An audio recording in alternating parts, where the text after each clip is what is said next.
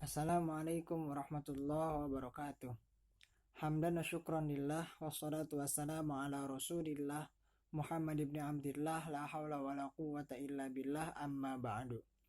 Pertama-tama marilah kita panjatkan puja dan puji syukur kehadirat Allah Subhanahu wa taala dan sholawat serta salam kepada junjungan kita Nabi Muhammad Shallallahu Alaihi Wasallam beserta para keluarganya, para sahabatnya, dan kita selaku umatnya. Mudah-mudahan mendapat syafaatul uzmanya di yaumil qiyamah nanti. Dan juga yang saya hormati dosen pengampu mata kuliah usul fikih, kemudian teman-teman seperjuangan saya yang saya hormati juga. Pada kesempatan kali ini kami akan menayangkan video presentasi yang bertemakan Maqasidus Syariah. Saya sebagai moderator kelompok 11 akan mengawali jalannya video presentasi ini. Kemudian akan diteruskan oleh pemateri-pemateri yang lain dan kemudian akan ditutup kembali oleh saya. Maka dari itu akan saya lempar kepada pemateri pertama. Kepadanya dengan segala hormat saya persilahkan. Saya sebagai pemateri pertama akan menjelaskan tentang pengertian maqasid syariah. Dari segi bahasa, maqasid syariah terdiri dari dua kata, yaitu maqasid dan syariah. Maqasid adalah bentuk jamak dari maksud yang berarti kesengajaan atau tujuan. Syariah secara bahasa berarti al-maudu'u tahdiru ilal ma'i, yang berarti jalan menuju sumber air. Jalan menuju air ini dapat dikatakan sebagai jalan ke arah sumber pokok kehidupan. Menurut Syatibi, sesungguhnya syariat itu bertujuan untuk mewujudkan kemaslahatan manusia di dunia dan akhirat. Ada juga yang memahami maqasid sebagai 5 prinsip Islam yang asas, yaitu menjaga agama, jiwa, akal, keturunan, dan harta. Di satu sudut yang lain, ada juga ulama klasik yang menganggap maqasid itu sebagai logika persyariatan sesuatu hukum. Para ulama telah menulis tentang maksud-maksud syarak, beberapa maslahah, dan sebab-sebab menjadi dasar syariat telah menentukan bahwa maksud-maksud tersebut dibagi dalam dua golongan sebagai berikut. Yang pertama, golongan ibadah, yaitu membahas masalah-masalah ta'abud yang berhubungan langsung antara manusia dengan Khalik, yang satu persatunya telah dijelaskan oleh syara. Yang kedua, golongan muamalah duniawiyah, yaitu kembali pada masalah-masalah dunia. Akal dapat mengetahui maksud syarat terhadap segala hukum muamalah, yaitu berdasarkan pada upaya untuk mendatangkan manfaat bagi manusia dan menolak mafsadat dari mereka. Segala manfaat ialah mubah, dan segala hal mafsadat ialah haram. Namun ada beberapa ulama, diantaranya Daud Asy-Syahiri, tidak membedakan antara ibadah dengan muamalah. Maqasid syariah berarti tujuan Allah dan Rasulnya dalam merumuskan hukum-hukum Islam. Tujuan itu dapat ditelusuri dalam ayat-ayat Al-Quran dan Sunnah Rasulullah sebagai alasan logis bagi rumusan suatu hukum yang berorientasi kepada kemaslahatan umat manusia. Ya, saya akan membacakan tentang pesan maqasid al-syariah dalam nasyarak teks Quran dan Sunnah. Jika dilihat dari pengertian maqasid syariah, yaitu sebagai ilmu yang ditunjukkan untuk mewujudkan kemaslahatan dunia dan akhirat bagi manusia berdasarkan pada aturan-aturan tertentu, sehingga dengannya seseorang akan menjadi hamba Allah, baik secara sadar, ikhtiar, maupun terpaksa. Maqasidus syariah berpesan melalui nas-nas yang sudah ada, seperti dalam surat At-Tolak yang menjelaskan tentang tolak, berpesan agar kita lebih memahami tujuan daripada tolak tersebut, sehingga kita tidak asal-asalan ketika melakukan tolak, karena sudah mengetahui tujuan daripada tolak tersebut. Maqasidus syariah memiliki sebuah pesan yang mana pesan tersebut merupakan sebuah makna di balik fundamental Al-Quran dan Sunnah Hadis. Dengan adanya tujuan syariah tersebut akan kita mengetahui maksud di balik tujuan sebuah hukum. Dalam kata lain, maqasidus syariah merupakan sebagai pesan inti dalam melahirkan konsep hukum. Maqasidus syariah ingin menangkap pesan-pesan yang tersembunyi di balik verbal teks, sehingga ia tak terpaku terhadap bunyi redaksi atau potret asbabun nuzul. Untuk memahami pesan teks Al-Quran dan Sunnah, diperlukannya maksud atau tujuan untuk mendongkrak teks yang bersifat umum. Jadi pesan maqasidus syariah dalam nasyara menurut Asy-Syatibi membuat patokan yang tidak terjebak pada faktor bunyi bahasa dan juga tidak mengendalikan kasuistik yang latar belakangnya. Perhatian yang harus dipedomani ialah sesuatu yang menjadi tujuan syar'i dalam legalitas sebuah hukum. Menurutnya, antara teks dan konteks merupakan dua entitas yang saling melengkapi. Pemahaman keduanya akan mengiringi dan mampu menangkap tujuan di balik diundangkannya sebuah hukum, yakni maqasidus syariah. Untuk materi selanjutnya akan dibawakan oleh pemateri selanjutnya. Assalamualaikum warahmatullahi wabarakatuh. Baiklah, saya akan melanjutkan presentasi kami bagian C tentang al-maslahah sebagai inti maqasid as-syariah.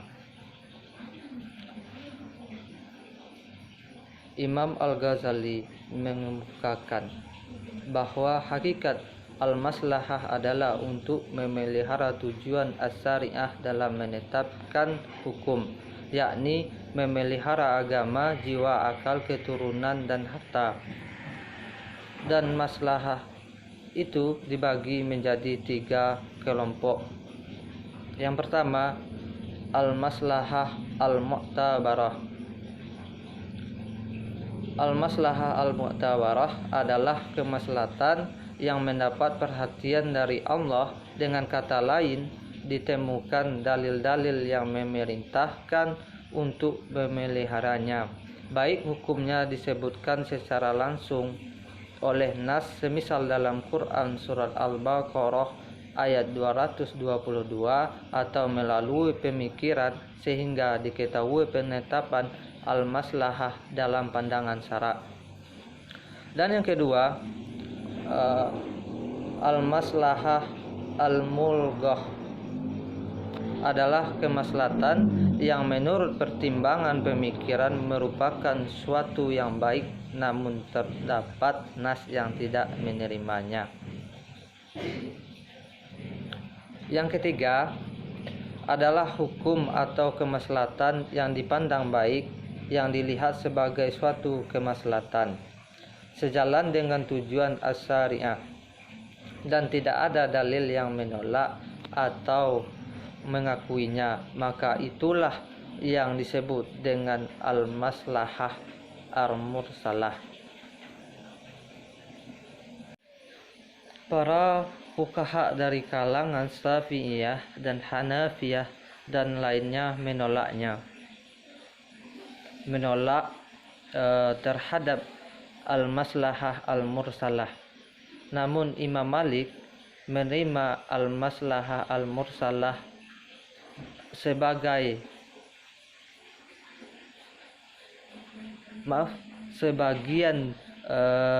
dari metode penggalian hukum Islam. Demikian juga kalangan Malikiyah dan Hanabilah menerima al-maslahah al-mursalah sebagai hujah dan sebagai metode penetapan hukum.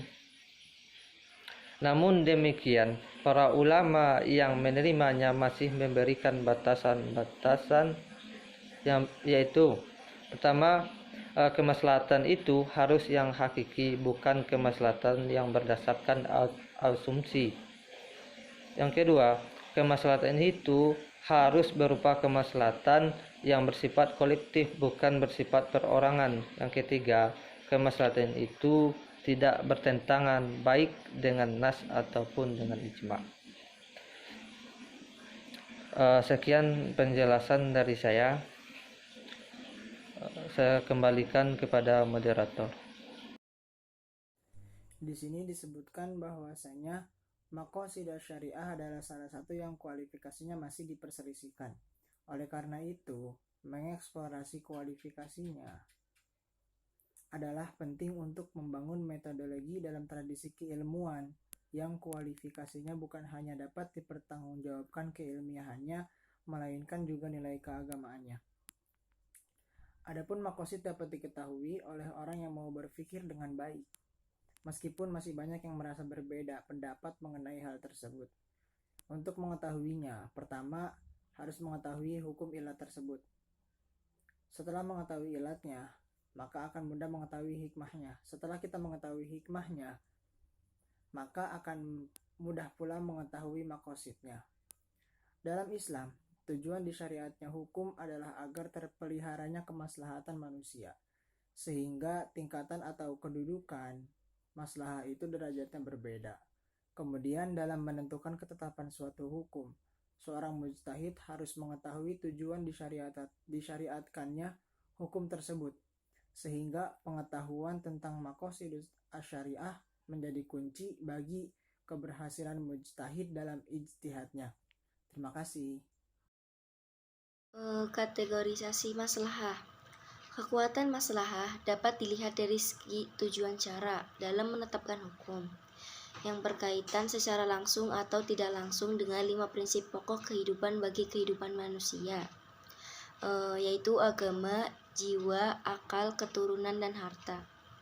Yang pertama, dari segi kekuatannya sebagai hujah dalam menetapkan hukum, maslahah ada 3 macam, yaitu yang pertama maslahah daruriyah, yaitu kemaslahatan yang keberadaannya sangat dibutuhkan oleh kehidupan manusia. Artinya kehidupan manusia tidak ada apa-apa bila satu saja dari prinsip yang 5 itu tidak ada. Segala usaha yang secara langsung menjamin atau menuju pada keberadaan 5 prinsip tersebut, yaitu baik atau maslahah dalam tingkat daruri. Yang kedua, maslahah al-hajiyah adalah kemaslahatan yang tingkat kehidupan manusia kepadanya tidak berada pada tingkat daruri. Bentuk kemaslahatannya tidak secara langsung bagi pemenuhan kebutuhan pokok yang 5, tetapi secara tidak langsung menuju ke arah sana, seperti dalam hal yang memberi kemudahan bagi pemenuhan kebutuhan hidup manusia. Yang ketiga, maslahah tahsiniyah, yaitu maslahah di mana kebutuhan manusia kepadanya tidak sampai pada tingkat daruri, juga tidak sampai pada tingkat hajiyah. Namun kebutuhan tersebut perlu dipenuhi dalam rangka memberi kesempurnaan dan keindahan bagi hidup manusia. Maslahah dalam bentuk tersebut juga berkaitan dengan 5 kebutuhan pokok manusia. Yang kedua, dari segi kandungan maslahah. Ulama usul fikih membaginya ke dalam 2 bagian, yaitu yang pertama maslahah al-ammah, yaitu kemaslahatan umum yang menyangkut kepentingan orang banyak. Kemaslahatan umum itu tidak berarti untuk kepentingan semua orang, tetapi bisa berbentuk kepentingan mayoritas umat. Yang kedua, maslahah al-hasyah, yaitu kemaslahatan pribadi, dan ini sangat jarang sekali, seperti kemaslahatan yang berkaitan dengan pemutusan perkawinan seseorang yang dinyatakan hilang atau mafqud.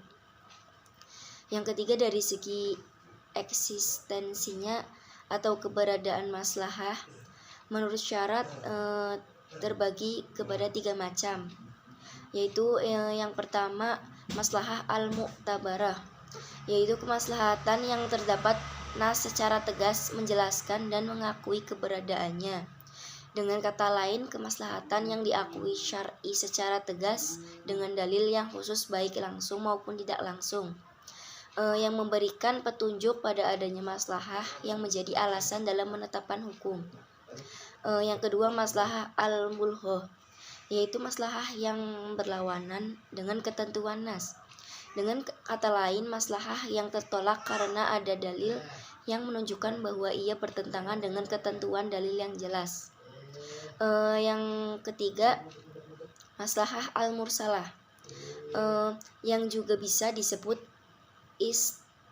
istislah, yaitu maslahah yang secara eksplisit tidak ada satu dalil pun baik yang mengakuinya maupun yang menolaknya.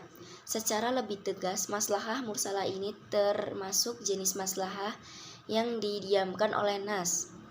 Maslahah al-mursalah ini terus tumbuh dan berkembang seiring dengan perkembangan masyarakat Islam yang dipenuhi oleh perbedaan kondisi dan tempat.